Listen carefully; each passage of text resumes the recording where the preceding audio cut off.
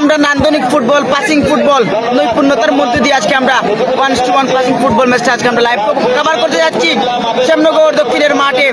চতুর্থ night মধ্যমবার football tournament তারা আয়োজন করেছেন। নিঃসন্দেহে আজকে আমরা ভালো একটি বিগ একটি ম্যাচ কভার করতে যাচ্ছি।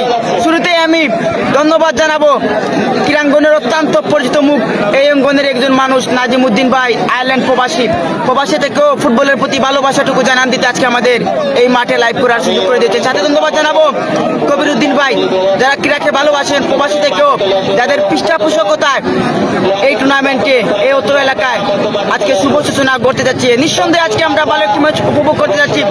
আজকে সিলেটের টপ পজিশনে খেলে থাকা গুণীমানী ফুটবলাররা এই মাঠে জানান দিতে চলে এসেছেন। নিঃসন্দেহে আজকে নান্দনিক ফুটবল ম্যাচটা কভার করবো।